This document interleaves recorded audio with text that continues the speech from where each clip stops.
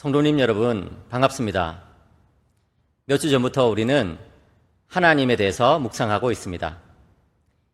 2주 전에는 하나님은 살아계실까? 라는 제목으로 하나님의 존재에 대한 말씀을 들었습니다.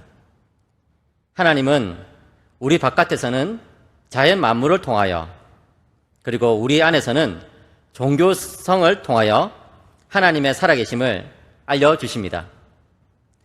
하지만 그것으로 인간들이 하나님께 나오지 않으므로 하나님께서는 우리 바깥에서는 특별 계신 성경을 주시고 우리 안에서는 성령을 통한 믿음을 주심으로써 하나님의 존재를 증거하십니다. 지난주에는 하나님은 어떤 분이실까라는 제목으로 하나님의 속성에 대한 말씀을 들었습니다. 하나님은 모든 것을 하실 수 있는 전능하신 분이십니다.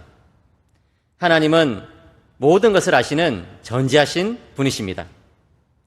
하나님은 또한 안 계신 곳이 없는 무소부재하신 분이시고 하나님은 어제나 오늘이나 영원토록 동일하시는 불변하시는 분이십니다. 한마디로 말하면 하나님은 너무나 좋은 분이십니다. 담임 목사님께서 설교하신 이 두 편의 설교는 복음의 핵심을 아주 잘 요약한 귀한 말씀입니다. 오늘 저는 고린도후서 5장을 통해서 하나님께서 하시는 일에 대해 살펴보고자 합니다. 고린도후서는 사도 바울의 편지인데요, 모두 13장으로 되어 있습니다. 그런데 그 중에서 오늘 우리가 읽었던 이 5장 말씀에 아주 귀한 가르침들이 압축적으로 담겨 있습니다. 그리고 특별히 5장 18절에는 하나님께서 하시는 일을 3가지로 나타내 보여주고 있습니다. 첫째로 하나님은 창조를 통하여 일하십니다. 오늘 본문에 보시면 모든 것이 하나님께로서 났으며 라고 말씀합니다. 이 세상 만물은 하나님께서 창조하셨습니다. 히브리서 11장 3절 믿음으로 모든 세계가 하나님의 말씀으로 지어진 줄을 우리가 아나니 보이는 것은 나타난 것으로 말미암아 된 것이 아니니라. 저는요, 고신대 신학과에서 해마다 고3들 면접을 봅니다. 그때마다 이 면접 보러 오는 학생들에게 성경 구절 암송하는 것이 있으면 한번 외워보라 이렇게 말하는데요, 10명 중에 8명은 태초에 하나님이 천지를 창조하시니라, 이 창세기 1장 1절을 암송합니다. 성경 첫 장을 딱 펼치면 제일 먼저 나오는 것이 바로 하나님의 창조입니다. 창조기 우리는 기독교의 제일 기본적인 가르침이죠. 그런데 우리가 하나님의 창조를 생각할 때에 기억해야 하는 것이 한 가지가 있습니다. 그것은 바로 창조란 맡기는 것이다 라는 사실입니다. 맡기는 것을 위임이라고 하죠. 그래서 창조는 위임입니다 라고 말할 수 있죠. 하나님은 이 세상을 창조하시고 피조물 하나하나에게 역할과 사명을 맡기셨습니다. 태양과 달과 별들에게는 낮과 밤을 구분하고 계절과 날과 해를 주관하도록 맡기셨습니다. 물고기가 바다를, 또 새가 하늘을 누리고 주관하도록 맡기셨습니다. 그리고 각종 기는 것들과 짐승들이 육지를 주관하도록 맡기셨습니다. 그리고 제일 마지막에는 인간을 지으시고 인간에게 이 모든 것을 위임하셔서 온 세상을 지배하며 다스리도록 맡기셨습니다. 사랑하는 성도님 여러분, 하나님은 어떤 분이십니까? 하나님은요, 얼마든지 직접 낮과 밤을 주관하실 수 있고 하늘과 땅과 바다를 지배하실 수 있는 너무나 크신 분이십니다. 하지만 하나님은 모든 피조물에게 하나님의 권한과 능력을 일부 떼어주시고 그것들이 이 세상에서 제 역할을 감당하도록 해주셨습니다. 그렇기 때문에 이 세상에서 의미 없는 생물은 아무것도 없고 무가치한 피조물은 그 어떤 것도 없습니다. 저는 예전에 신혼여행 갔을 때요, 산소통을 메고 저 바닷속으로 들어가 본 적이 있습니다. 그 깊은 바다에 들어가 보니까 해양 생물들이 가득하더군요. 크고 작은 물고기며 해초, 산호, 또 이름을 제가 다 알지 못하는 그런 생물들이 가득한 것을 보고 깜짝 놀랐습니다. 저는 가끔씩 아내와 등산을 가는데요. 산에 가면 나무와 풀 한 포기, 작은 시냇물과 개울물, 날아다니는 벌레와 지저귀는 새소리 등등 정말 생명이 충만한 것을 알 수가 있습니다.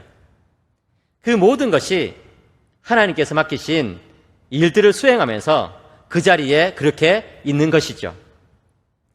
이처럼 하나님은 만왕의 왕이시고 만주의 주이시지만 주님의 권한과 능력을 피조물에게 나눠주시고 피조물이 하나님을 의지하면서도 제 역할을 감당하도록 그렇게 위임하십니다.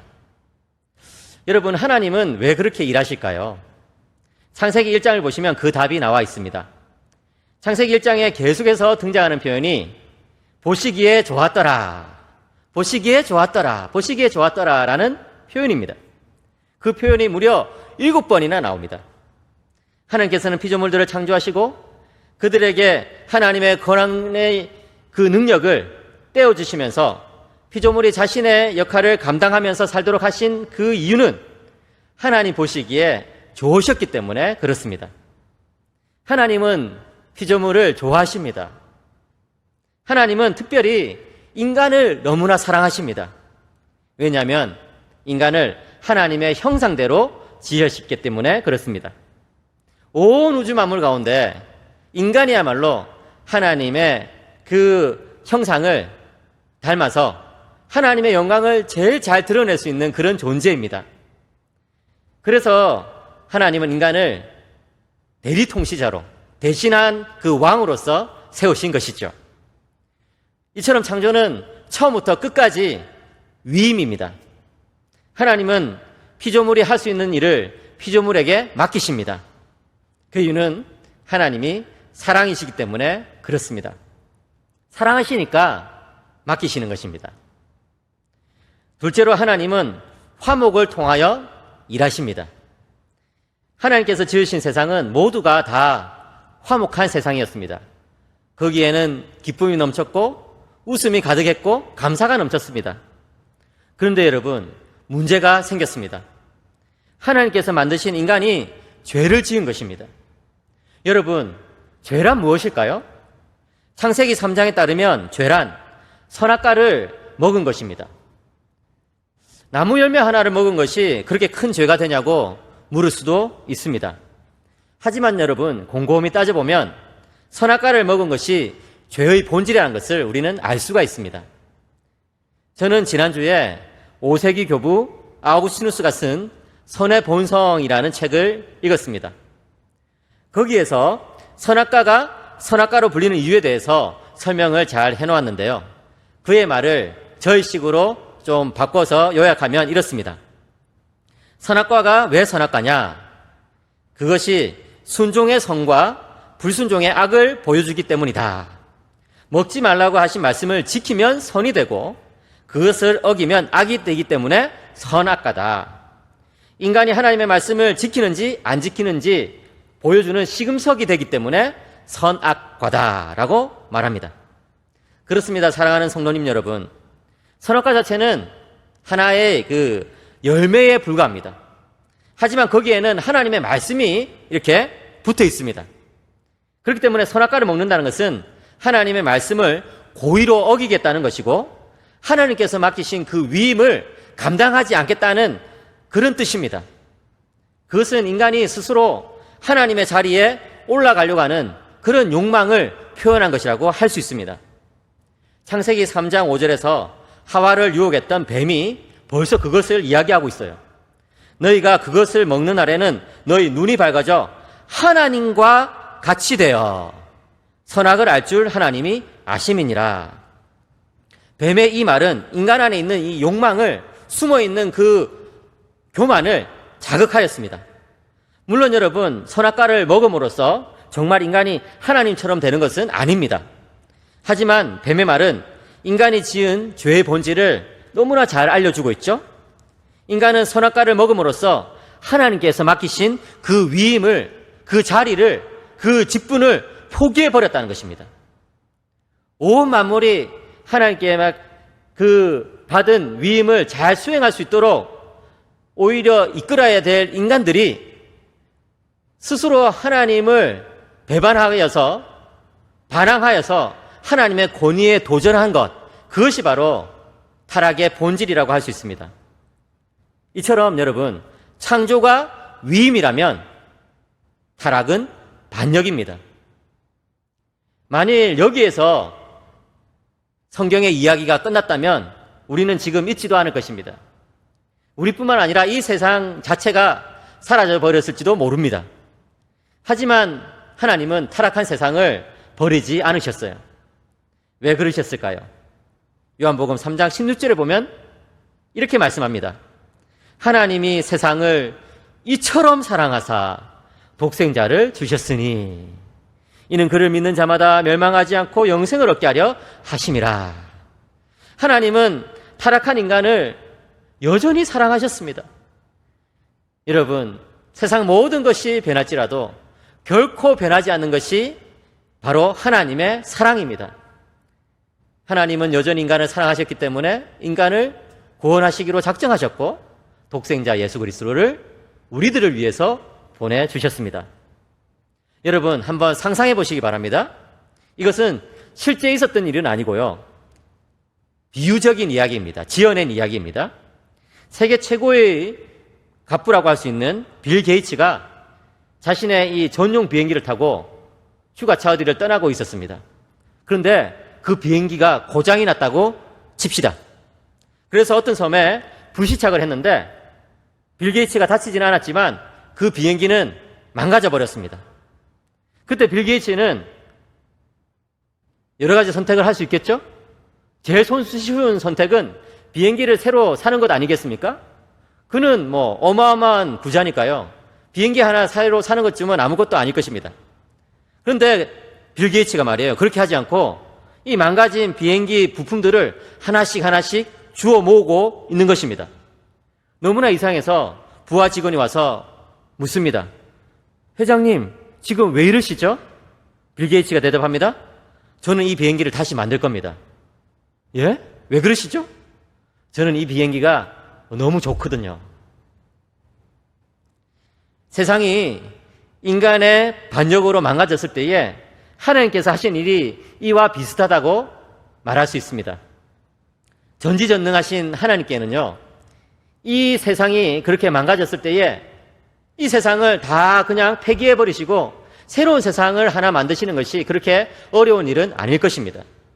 하지만 하나님은 그렇게 하지 않으셨어요. 왜 그럴까요? 하나님이 세상을 이처럼 사랑하사, 하나님께서 우리를 사랑하시기 때문에 이 세상을 폐기하지 않으시고 다시 회복시키시기로 하신 것이죠. 그런데 하나님은요, 망가진 세상을 회복하는 그 일을 그리스도를 통해서 하십니다. 왜냐하면 이 세상이 그리스도를 통해서 지음을 받았기 때문입니다. 고로새서 1장 16절을 보십시오. 만물이 그에게서 창조되되 하늘과 땅에서 보이는 것들과 보이지 않는 것들과 혹은 왕권들이나 주권들이나 통치자들이나 권세들이나 만물이 다 그로 말미암고 그를 위하여 창조되었고, 여기에서 말씀하시는 그는 바로 그리스도를 가리킵니다. 이 세상이 그리스도 안에서 그리스도로 말미암아 그리스도를 위하여 창조되었기 때문에 이 세상의 회복도 역시 그리스도 안에서 그리스도로 말미암아 그리스도를 위하여 이루어질 수밖에 없습니다. 그런데 여러분, 오늘 우리가 읽었던 이 본문에서 사도 바울은 하나님께서 그리스도를 통해서 이루시는 구원에 대해서 이렇게 말씀합니다. 그가 그리스도로 말미암아 우리를 자기와 화목하게 하시고, 여기에서 중요한 단어는 이 화목이라는 단어입니다. 여러분, 제가 찾아보니까요, 화목의 원래 의미는 바꾸다라는 의미였습니다. 그런데 그 단어가 성경에서 사용되면서 원수를 친구로 바꾸다라는 의미로 사용되기 시작했다는 것이죠. 하나님의 구원이란 무엇일까요? 하나님의 구원이란 원수된 우리를 하나님의 친구로 바꾸시는 일입니다. 죄로 말미암아 이 세상의 모든 관계들이 갈갈이 찢어졌습니다. 하나님과 인간 사이의 관계, 인간과 인간들끼리의 관계, 인간과 피조물 사이의 관계, 또 인간과 그 자신과의 관계, 이 모든 관계들이 다 망가지고 말았습니다. 그런데 하나님은 그리스도로 말미암아 이 망가진 관계들을 다시금 회복시키고 계십니다. 특별히 하나님은 죄인을 하나님과 화목시켜 친구로 만드시는 일을 제일 먼저 하십니다. 왜냐하면 이 관계가 바뀌면 나머지 다른 관계들도 다 회복될 수 있기 때문에 그런 것이죠. 여러분, 우리가 하나님과 화목할 수 있는 이유는 하나님께서 이미 우리 자신을 부르시고 하나님과 화목시키기로 결정하셨기 때문입니다. 고린도후서 5장 19절, 곧 하나님께서 그리스도 안에 계시사 세상을 자기와 화목하게 하시며 그들의 죄를 그들에게 돌리지 아니하시고 화목하게 하는 말씀을 우리에게 부탁하셨느니라. 여기에서 하나님께서 그리스도 안에 계시사라는 이 말씀은 성부 하나님의 뜻과 일이 성자 예수님 안에서 완전하게 이루어졌다는 뜻입니다. 성부는 성자 안에, 성자는 성부 안에 계시기 때문에 그런 것이죠. 이처럼 하나님은 그리스도를 통해서 죄인들을 하나님과 화목시키십니다. 유학 시절에 저에게 설교학을 가르쳐 주신 교수님은 교도소 대학 사역을 매우 열심히 하는 분이십니다. 교도소 대학 사역이란 것은 죄수들이 교도소 안에서 수업을 듣고 대학을 졸업할 수 있도록 해주는 그런 사역입니다. 제가 교수님께 왜 그렇게 교도소 사역을 열심히 하십니까? 라고 작년에 만났을 때 여쭤봤더니 예수님은 교도소 안에 계십니다. 라고 대답을 하는 것이었습니다. 그러면서 이 교수님이 교도소에서 만난 아주 파렴치한 죄수 한 명의 이야기를 들려주었습니다. 그 사람의 이름은 션이었습니다. 션은 어릴 적에 매우 유복한 그런 부잣집에서 자랐습니다. 그런데 어머니가 이혼을 하고 새롭게 만난 그리고 결혼한 이 양아버지가 너무나 폭력적인 그런 사람이었어요. 그래가지고 이 양아버지로부터 계속해서 폭력을 당하니까 참다 못해 가출을 했고 미국의 이 밑바닥 생활을 하다가 결국 살인 청부업자가 되었습니다. 저는 살인 청부업자를 영어로 뭐라고 하는지 몰랐는데 그때 처음 들었습니다. 히트맨이라고 하더군요. 히트맨. 히트라는 게 때리는 것이 아닙니까? 그러니까 이 돈을 받아가지고 총으로 사람을 이렇게 쏴 죽이는 사람을 hitman, 살인 청부업자라고 부르는 것이죠. 그 일을 그렇게 하다가 이 션이 경찰에게 잡히고 말았고 종신형을 받고 교도소에 수감되게 되었습니다. 교도소에 들어온 다음에도 이 션은 반성할 줄 몰랐습니다. 체격이 워낙 좋은 사람이었고 또 성격이 너무 거칠어가지고 교도소 안에서도 난폭하기 짝이 없었어요.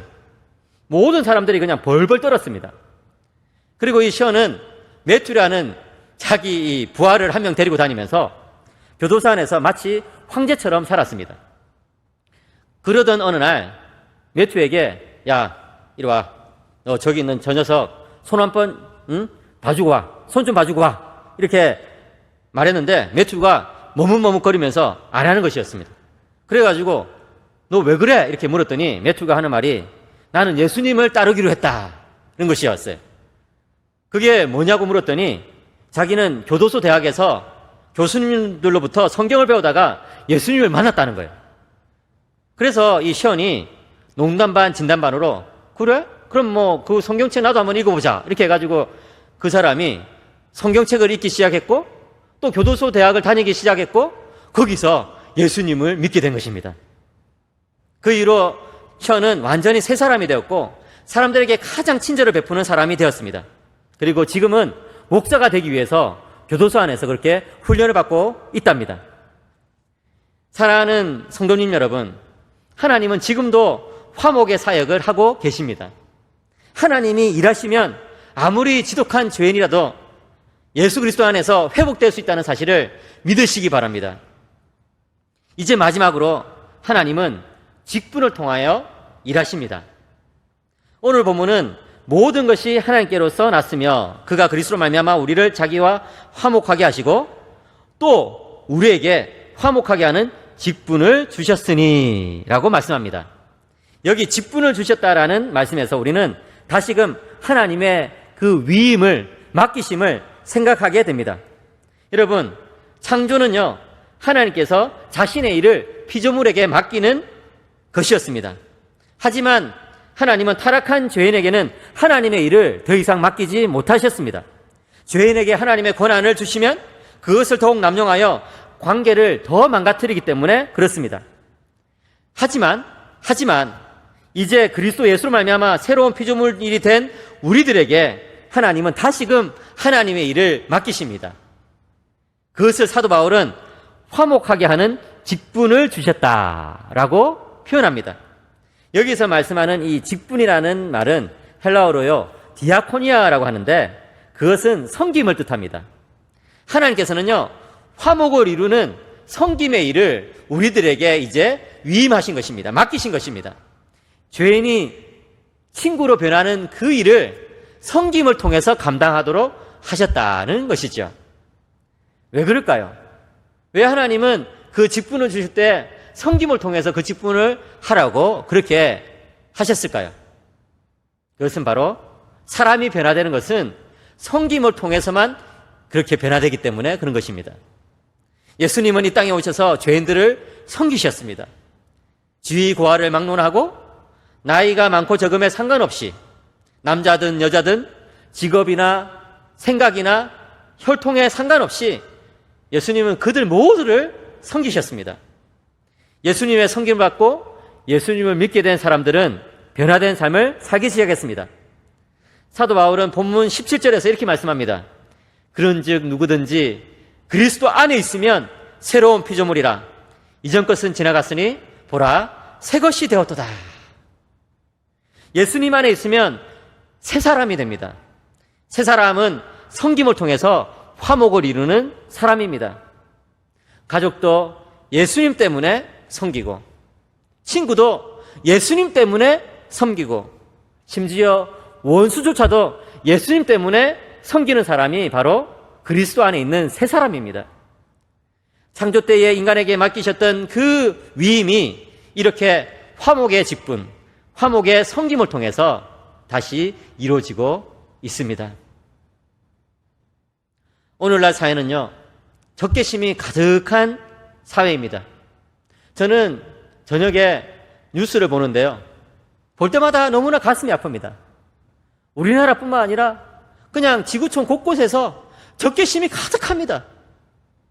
특별히 요즘은요, 코로나 때문에 사람들이 더 자주 화를 내고 막 분노를 폭발합니다. 그것을 코로나 앵그리라고 부릅니다. 이 코로나 때문에 더 화를 낸다는 것이죠. 그런데 여러분, 사실 코로나 때문에 그런 것이 아니라 죄 때문에 그런 것입니다. 죄인 아담의 후손들은 늘 그렇게 서로를 미워하고 다투면서 싸우면서 살아왔기 때문입니다. 그러나 둘째 아담이신 예수님 안에 있는 사람은 적개심을 이겨냅니다. 화목을 이루는 직분자가 됩니다. 그런데 문제가 있어요. 요즘은요, 교회 안에서도 이 화목의 직분을 받은 사람들 사이에서도 서로를 정말 적대적으로 생각하는 분들이 점점 늘고 있다는 것입니다. 최근에 코로나 시국에 인터넷 예배가 오르냐 아니면 예배당 예배가 오르냐 하는 이 주제로 많은 크리스천들이 격렬하게 논쟁하고 있습니다. 단지 신학적인 이유뿐만 아니라 정치적인 입장까지 같이 엮여가지고 문제가 더 복잡해졌습니다. 그냥 서로를 정죄하고 판단합니다. 그런데 여러분, 마태복음 5장 23절 24절에서 예수님은 뭐라고 말씀하십니까? 그러므로 예물을 제단에 드리려다가 거기서 내 형제에게 원망 들을 만한 일이 있는 것이 생각나거든 예물을 제단 앞에 두고 먼저 가서 형제와 화목하고 그 후에 와서 예물을 드리라.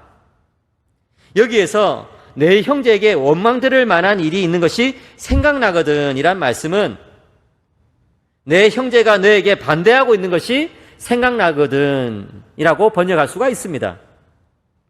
예수님은 같은 성도들끼리 반대하는 일이 생기면 누구라도 먼저 가서 형제와 화목하라고 말씀합니다. 여기서 화목하고라는 말이 오늘 제가 말씀드렸던 원수를 친구로 만드는 그 과정을 뜻하는 그 단어입니다. 형제가 나한테 반대하고 있는 것을 알고서 그냥 예배 드리는 것보다 먼저 형제와 화해하고 친구가 된 이후에 예배를 드리는 것이 옳다는 것이 예수님의 뜻입니다. 그런 화목을 위한 노력 없이 우리가 인터넷 예배를 드리든 또 예배당 예배를 드리든 하나님은 기뻐하지 않으실 것입니다. 물론 저는 여기에서 신학적인 차이나 또 정치적인 견해 차이가 중요하지 않다고 말하는 것이 아닙니다. 그리고 또 그런 차이가 아주 손쉽게 해결될 수 있다고 말하는 것도 아닙니다. 하지만 우리 크리스천들은요, 서로 친구가 되도록 적어도 마음으로라도 원수로 삼지 않도록 노력해야 합니다. 여러분, 기억하시기 바랍니다. 아무리 좋은 대의를 위해서, 아무리 좋은 목적을 위해서 하는 일이라 할지라도 사람들을 원수로 만들면서 하는 것은 하나님의 방식이 아닙니다. 하나님께서는요, 지금도 예수 그리스도를 통해서 이 세상에서 화목의 사역을 행하십니다. 하나님은 사랑이시기 때문에 결단코 그 일을 멈추지 않으십니다. 여러분, 가정과 직장에서도 마찬가지입니다. 가정과 직장에서도 원수와 같은 그런 사람이 있을지도 모르겠습니다. 하지만 우리는 그 사람도 예수님 때문에, 그리스도 때문에 사랑하고 섬기는 화목의 직분을 받았다는 것을 기억하시기 바랍니다. 말씀을 정리하겠습니다. 오늘은 하나님께서 하시는 일에 대해서 생각해 보았습니다. 하나님은 창조를 통하여 일하십니다. 창조는 맡기는 것입니다. 하나님은 화목을 통하여 일하십니다. 화목은 원수를 친구로 바꾸는 것입니다. 하나님은 직분을 통하여 일하십니다. 모든 그리스도인들이 가진 직분은 섬김을 통해 가지고 원수를 친구로 삼는 관계의 회복을 이루는 그 일입니다. 사랑하는 우리 거제 가족 모든 식구들은 일평생 동안 바로 하나님께서 주신 이 일에 힘쓰는 분들이 되시기를 주님의 이름으로 간절히 축복합니다.